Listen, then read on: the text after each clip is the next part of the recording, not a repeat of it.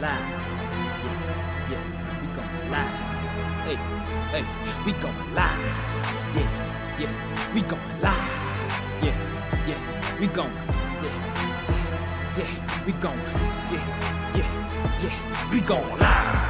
From the 50-yard line, we going live.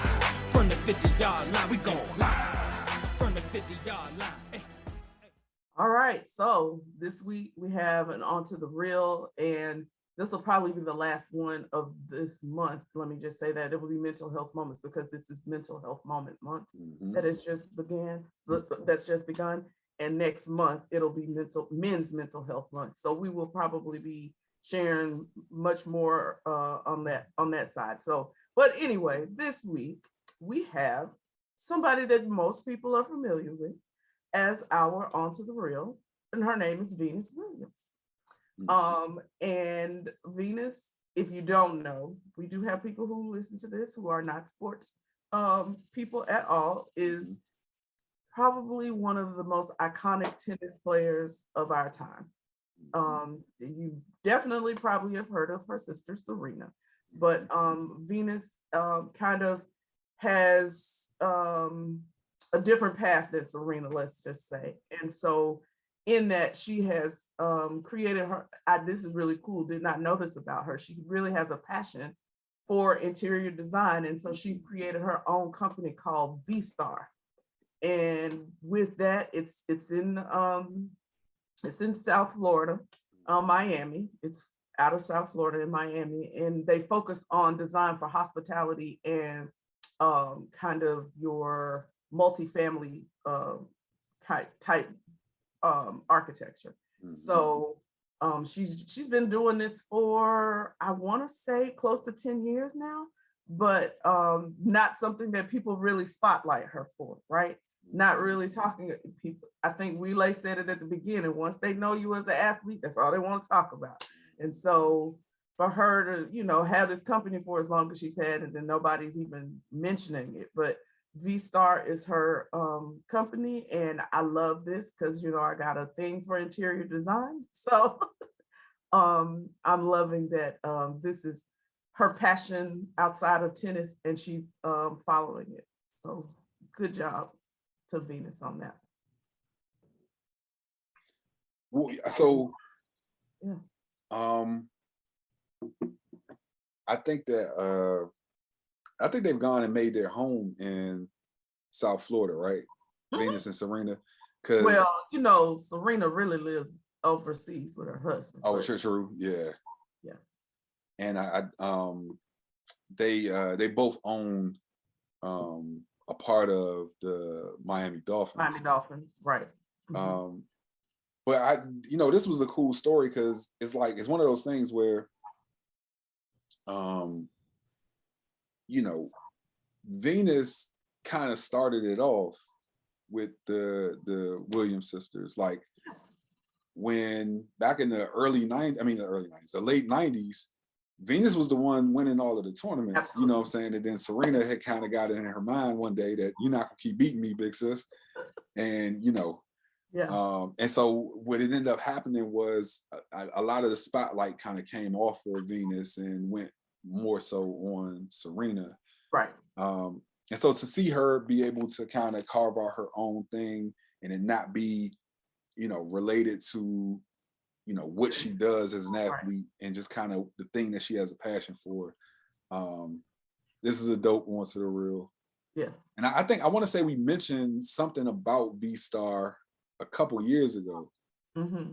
Something that she had done with it. I can't remember off the top of my head like what episode. But it's just good to kind of hear her, continuing along with this, and a lot more light needs to be shed on, kind of what she's doing outside of sport. Absolutely, everybody. I feel like it's about everybody. Like, what are you doing? Like, yeah, true. Okay. All right. Are we on to the feel good final thought? Feel good final thought. All right. So this is about Chris Wright, former NBA player, who is on his journey, was the first NBA player to ever be diagnosed with MS, multiple sclerosis. And if you know about it, it's a debilitating and progressive disease that kind of takes away your ability to be mobile and move around. I don't know, I didn't look it up scientifically to say what it is, but I know that's what MS does. And so he has been on this journey of finding a way to combat his MS and has been successful in giving himself the opportunity to move beyond taking meds for his multiple sclerosis, which is huge. Yeah. Huge, because that's the first thing we know. That's how healthcare works.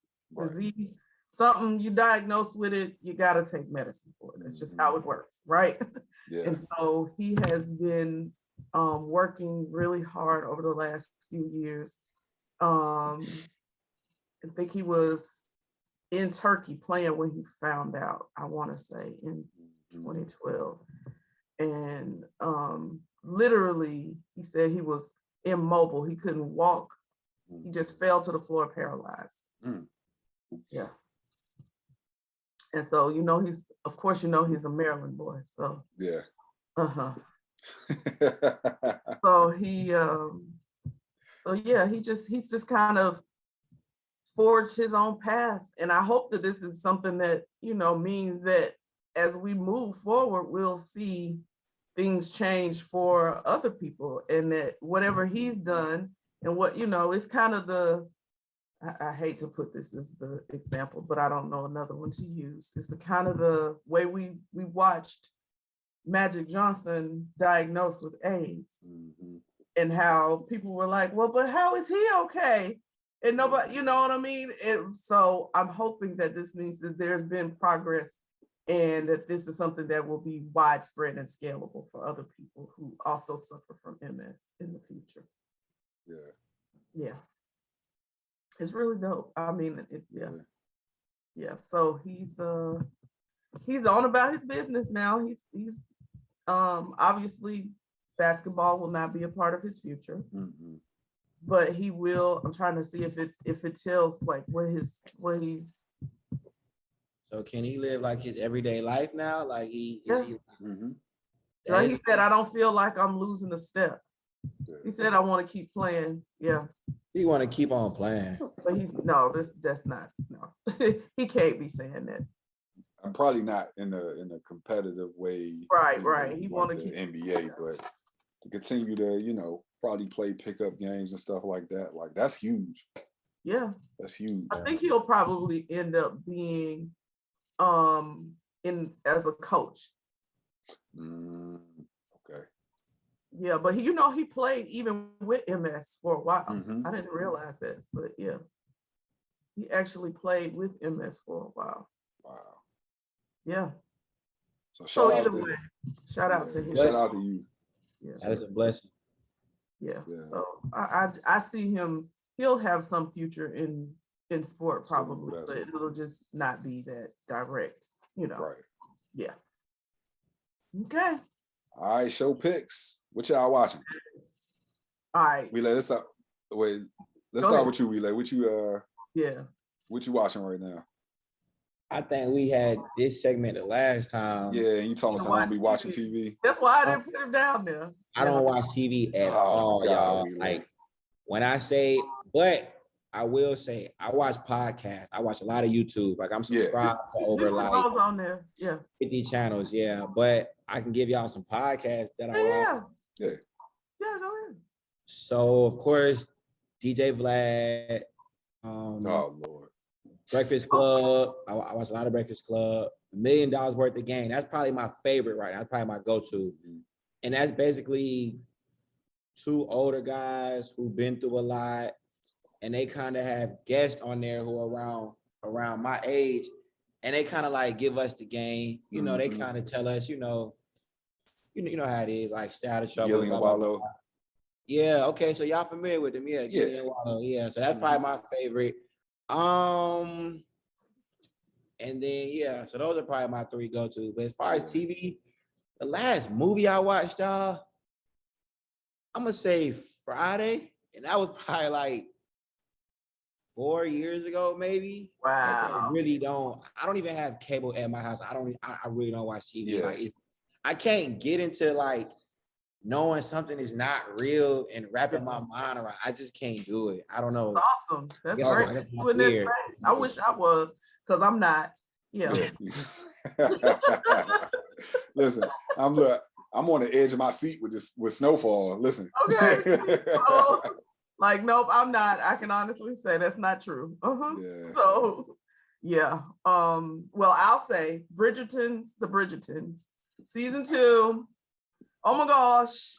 I've tried to get into season 1 and I made it slightly past the first episode, but it's just Well, it's a slow process. Okay. And I will be real. It is a love story. If you're not into that romance, gushy stuff, yeah. not for you. Okay. I'm here all day for it. So yeah. All right. So I know that we don't have any, let alone many kids who watch this show. But listen, when y'all get an opportunity to watch this cartoon on Netflix called Karma's World, Karma is a young lady who wants to be a rapper. She's a poet. When I tell you she got bars, The cartoon. so if y'all get an opportunity, yes, the cartoon little girl got bars. Y'all get an opportunity to go on Netflix, just watch one episode. Watch the first episode of the first season, and just listen to her rap. It's actually pretty good. Like whoever does the writing for it, they do a good job of writing. Okay. That's pretty funny. You know, I'm gonna go. I'm haven't in a long time because it hasn't been any, but I'm a huge cartoon fan. Actually. Oh yeah, you love this too. Like just this young lady who had the way she navigates stuff. You love it. Yeah. No. Yeah. See, because my cartoon watching is more like Justice League and Spider-Man and stuff like that. But I will watch it. Yeah. See, Wile, you got some time. When you start having kids, man, you gonna start watching some cartoons, man. You got a niece. You know what it's about. You got a niece. I don't have any on the way. Huh? I said you got a niece. I'm just playing. You say you got some on the way. No. Oh, okay. I was about to say. Now hold on, Wile. I ain't there yet, but I do want one. It's funny because me and my friends just had an hour conversation last night about having a kid. Mm-hmm. Shout out to YN. Me and him had an hour conversation last night about having a kid, and he kind of was trying to talk me out of it. He said it's a lot that you don't see. It's a lot that come with a kid. He told me something called formula that costs like $50 or something. I'm sorry. This is a clue. Yeah, wait, baby. Because when you say something called formula, wait, baby. Okay. Yeah, I don't know a lot about. I don't know how to change a diaper. I don't know. You'll just wait. It'll come to you once it happens, but when it's time, take your time. When it's time. It just keep on trying to come now, but I'm. Nah, you're not. Take your time. I'm ducking it. Miss Stephanie, I'm done. I'm oh man.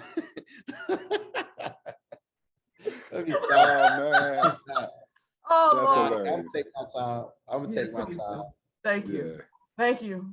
All right. I got a couple more things to do before I start having children, because I don't know if you remember at the beginning of the show I told you, ever since football ended, I'm starting to live life a little bit. So I got a little bit more living to do. Yeah, we're not gonna talk about what those things are, but I get you. All right. Nah, hey, Wile, tell everybody how they can get in touch with you, how they can get at you, man, so they can get some of this clothing you got, or just how they can reach out to you, man. All right, so the best way to get in touch with me is probably through email, but I know it's 2022 and people ain't trying to reach out through email. So y'all can follow me on my personal IG at Way2Code. That's WAYYTOO Code. And you can follow the business page at Obsessed with Profit.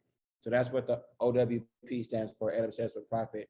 And we also have a site, www.obsessedwithprofit.com. So you can reach out to me. I always hit back. I I ain't one of them. But yeah. So other than that, yeah. Sure. All right. All right, so we are at the end of another one. If you want to reach out to us here at the Field to the Real podcast, you can hit us We up. own, so email still works. Yeah, email us at field2therealpodcast@gmail.com. You can reach out to us on Twitter. We be tweeting. That's at field2therealp1. I didn't even know that. Right. What? We on Twitter? Yeah, I didn't know y'all was on Twitter. Oh yeah, man. Come give us a follow. I got you. You can hit us up on IG at field2therealpodcast. And you can reach out to us on our Facebook page, and you can see our videos every episode on our YouTube page. And that's at where am I going with it? Step behind you, because that's Field TO the Real Podcast. All right. So search that, type that in, and you'll be able to get at us. But like I said, we are at the end of another one. Oh wait, you got something you want to say, Wile? I want to say one more thing. Okay. I appreciate y'all having me on the show. Of course. You know what I'm saying? It's always a pleasure. Anytime y'all want me out here, y'all know how to reach me. I'm always and also I'm continuing to build my brand. You know, because one day soon I'm gonna have a huge platform. I'm gonna come on this show because y'all was loyal to me. So I'm gonna come on this show, and you know, we are gonna talk about the days where I was trying to figure it out and I was you know what I'm saying, doing this and that. Yeah, definitely. So I appreciate y'all for real. Y'all keep doing what y'all doing. The channel gonna keep growing. Thank you. Everything gonna be everything. So yeah. Well, man, if you keep coming on here and you keep being the highest rated the highest viewed show, then yeah, you'll get us there. For sure. We love it. Thank you so much. You know how I feel about you. I love you, sir. Yes, sir. I love you too. Always. You know what you did for me back in 2018. Yeah. Never forget that. I always say that every time I come on here. You already yeah, for sure. Yeah. That's it. Well, we're at the end of another one. This is episode 155 of the Field to the Real podcast, but we are out of here. Peace. Now put the cameras on me, put the cameras on me, put the cameras on me, put the cameras on me, put the cameras on me, put the cameras on me, put the cameras on me.